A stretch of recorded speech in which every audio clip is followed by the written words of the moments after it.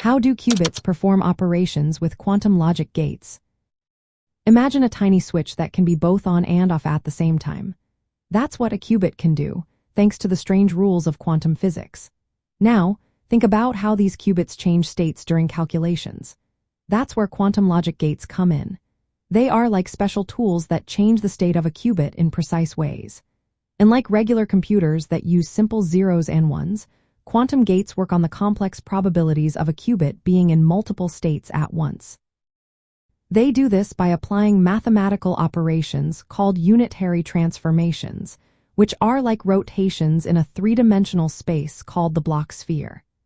These rotations change the probabilities of the qubit being in a 0 or 1 state, or somewhere in between. Single qubit gates are the simplest tools. The X gate flips the qubit from 0 to 1 or from 1 to 0, similar to a classical NOT switch.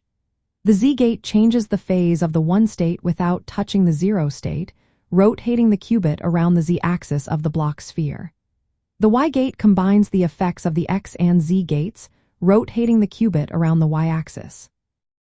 The Hadamard gate is special because it creates superpositions, turning a definite 0 into a mix of 0 and 1. This superposition is what allows quantum computers to do many calculations at once. Phase gates, like the S and T gates, add specific phase shifts to the qubit state, which helps control how the qubits interfere with each other during calculations. When more than one qubit is involved, things get even more interesting.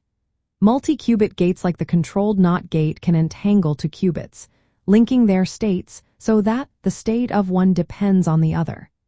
This entanglement is a key resource in quantum computing because it allows qubits to work together in ways impossible for classical bits. To physically perform these operations, scientists use precise control pulses, like tiny laser or microwave signals, that manipulate the particles representing qubits, such as ions trapped in electromagnetic fields or superconducting circuits on chips. These pulses change the qubits' states by carefully adjusting their energy levels and phases. By combining single qubit gates and multi-qubit gates in sequences, quantum computers can run complex algorithms. These algorithms take advantage of superposition and entanglement to solve problems faster than traditional computers, like cracking large numbers or searching large databases. In essence, qubits perform operations with quantum logic gates by undergoing controlled rotations and transformations of their quantum states. These operations are the building blocks of quantum computing, enabling the processing of many possibilities at once and opening the door to powerful new ways of solving problems.